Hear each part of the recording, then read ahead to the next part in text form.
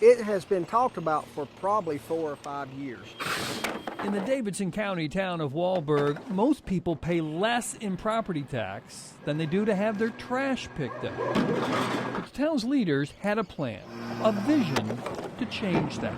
They've crunched the numbers and got it worked into the budget to where they can actually afford to do it and not have to raise taxes. We did not want to do anything that would impact taxes. The town hired North Davidson Garbage Service to collect its trash and pick up its recycling too. This is the first day of pickup on our Thursday route. The biggest challenge, taking our old customers and switching them to a new day. Just a different day. It used to be on Friday, so we have to get used to a different day. The folks in town who were already using North Davidson Garbage Service were paying $186 a year. And now? Now it's free. How's that? Well, there's not free much in the dictionary anymore, so free's good. Yes, free. They basically want to know what the catch was, and there is no catch. It's set up in the budget to where it will not impact taxes. The taxes they've been paying for years is now covering the service they've been paying extra for. You know, it works out well for me and them. I get a volume of customers where they actually are getting this provided service for basically free. Bradley Everhart runs the family business and also has a recycling facility in the county. It's really cost effective for them and us because I need material for my processing facility, and I can afford to do it a lot cheaper because we're so close to them and we want the material. I think it's great because we now have recycling, and we didn't have recycling before. And folks in Walburg can also recycle that garbage fee back into their wallets. In Walburg, Bob Buckley, Fox 8 News. We got one more practice. Every Saturday, 10-4. From April to August, 28 got a major problem. these guys in the neon yellow Let these drivers know what are responsible for keeping the quarter-mile track at Bowman Gray Stadium ready. Give them just a couple of laps to clean up. With practice and qualifying in 4 divisions of racing, Okay, let's rock. it's on their shoulders to keep the show on the road. Just make sure the track's clean, avoid any kind of debris, fluids, whatever, and clean up after wrecks. It's Jimmy Brown's job as the track crew supervisor to make sure it all goes smoothly. Whatever needs to be done to make racing happen is what we do.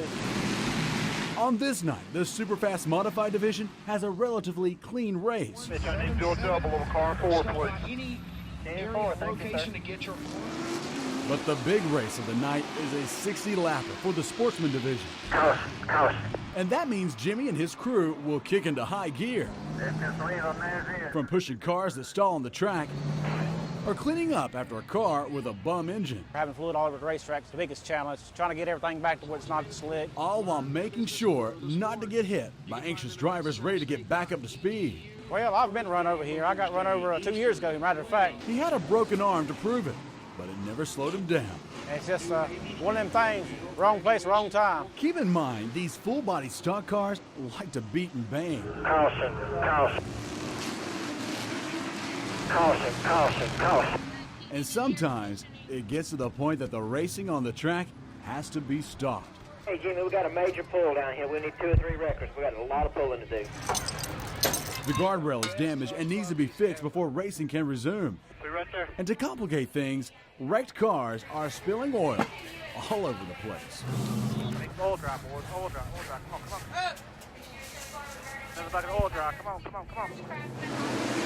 12 cautions, an almost 2-hour race, ran these guys ragged, and they had more fence to fix before the next race. Fans really got a lot of excitement out of that race. They like the bumping and grinding. Race night won't be the only night for work for Jimmy and his crew. Like I say, we'll spend probably 3 or 4 nights down here next week, getting it straightened back up. Just in time for the next Saturday night of action at the most popular short track in America. In Winston-Salem, Chad Tucker, Fox 8 News. The Angel Family Farm in Davie County is surrounded by color. It's pretty nice out through there. A swirl of bright colors cover a nearby water tower. Bright red azaleas are in bloom. It's pollinating. Even the dark green of wheat stands out. Yeah. But those colors don't compare to what's in this field. Working real nice. It's his newest crop. Well, this is the rapeseed seed, but it's a flower garden to me sometimes, sitting here as I'm getting a little bit older. In the spring, the blooms of the rapeseed are bright yellow. It's been nice all last week. Madison Angel passes the time watching the golden carpet sway in the breeze. It's nice. And following the bees as they hop from flower to flower. These little old honeybees are doing the job. Sometimes the peace is broken.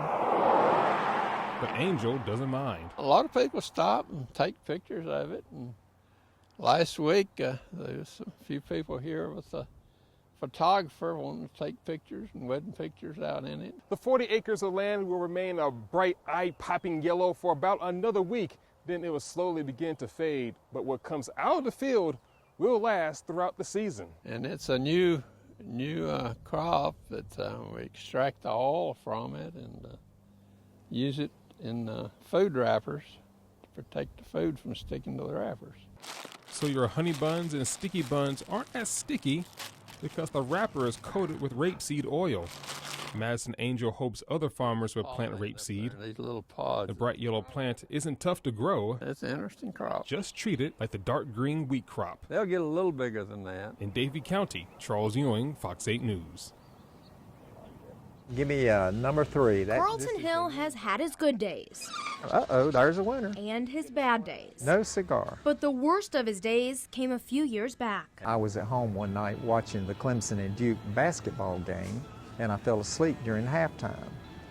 When I woke up, I realized that something was wrong with my eyesight, and I couldn't see very well. The 70-year-old Randleman man was frustrated with his sudden poor eyesight. Why is all these bad things happening to me? The doctor told him he actually had a stroke and couldn't believe he wasn't paralyzed. Then I realized how fortunate I was. And that fortunate streak kept coming Hill's way, from the casino to bingo. There's about 3,000 people playing, and I went in, and that night I won one of the special games, and I won a new car. Then a switch to scratch-offs.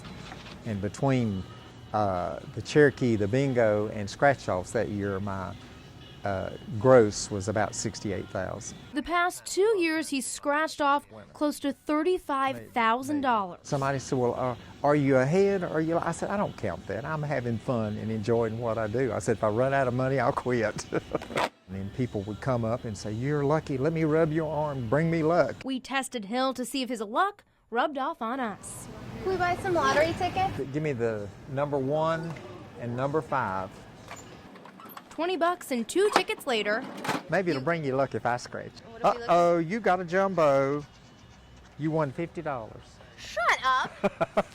Winner, winner, chicken dinner! Hill admits he doesn't get to cash in every day. We've talked about sunshine and roses. This is the cloudy days. This is my losing tickets. As you can see, it's not a winner every time. But even those days when the odds aren't on his side, another loser. All days aren't sunny. We have rainy days at times. It's still considered a winning day in his book. Goes in the box. In Randleman, Lindsay Eaton, Fox 8 News. Yeah, I try to bike every day. I figure, if I'm trying to get other people to try to ride and walk, I should be doing that myself.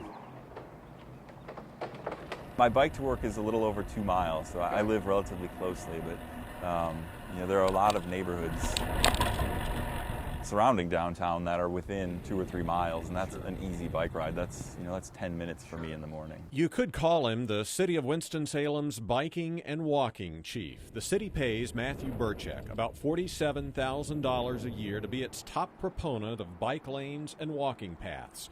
It's his job to cut through and handle all the bureaucracy that goes into adding and building them. We have our long-term plans that we develop for, where do we need greenways, where do we need bike lanes, where do we need sidewalks. Burchek considers this roundabout along Main Street just south of Old Salem to be the city's hub of non-motorized vehicle transportation. Not only is one of the city's longest walking and biking paths nearby, the Salem Creek Greenway, a lot of streets with bike lanes come together here. It's also close to 2 of Burchek's biggest priorities, extending the Salem Creek Greenway south to Forsyth Tech and adding bike lanes on Main Street south to Clemensville Road. Once we figure out where we need a bike lane, for instance, or a greenway, the next steps are where do we get the funding from? How are we paying for it? What permits do we need? Who do we work with for construction? Have most people been fairly receptive to the ideas that you put across? Because a lot of people, for people who drive to work every day, it's kind of hard for them to relate to bikes or to walking. There are always people who are going to be opposed to certain projects. But what's really heartening for me is that there's been so much support lately. Right now, Winston-Salem has about 23 miles of greenways, and while the goal isn't to build one greenway that circles downtown, the city does want to better connect the 9 or 10 separate greenways that exist on the west, east, and south sides. As for adding to the 8 miles of bike lanes the city has right now, well, that can be a little more tricky. Is there enough pavement already to just paint in some lanes, or will you have to buy property, widen the pavement, and then stripe the lanes? You know, we get a resurfacing list, so we see what projects are going to be resurfaced for the year, and we try to piggyback on those projects. Why is it so easy for you when the road is set for resurfacing? Yeah, we have a blank slate to work with, so you know, we have a blank canvas. We can restripe that however we want to. Birchek's also not trying to put a bike lane on every street or highway. And what we're trying to do with the bike lanes is hit on streets that, you know, are a little busier, that, you know, people need to use.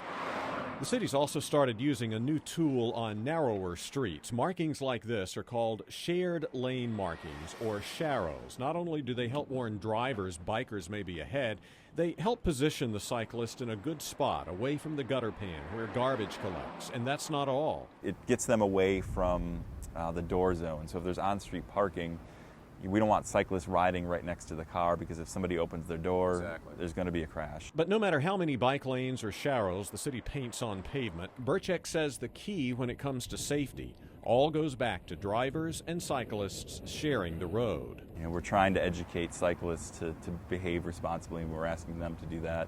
But you know, if you get behind cyclists or you have to wait for pedestrians to cross the street, it might cost you 10, 15 seconds. But it's better to do that than to risk somebody's life.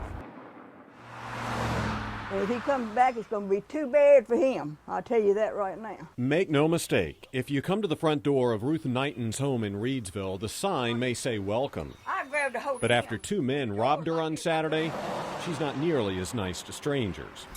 It started when one man knocked on her front door, distracting her from another man who made his way into her house. I started back in the house, and when I did, this big guy was standing here in my front door, and I asked him, I said, what are you doing standing here in my house? I said, what are you doing here in my house? Who are you? She tried to get to her phone, but the men shoved her down. That's the way they left me, with my arms all bruised up. I don't think it's broken, but... She saw them leaving with 3 steel lockboxes, And they went down. getting away in a gray 2-door pickup truck. And I told him, I said, bring my stuff back here.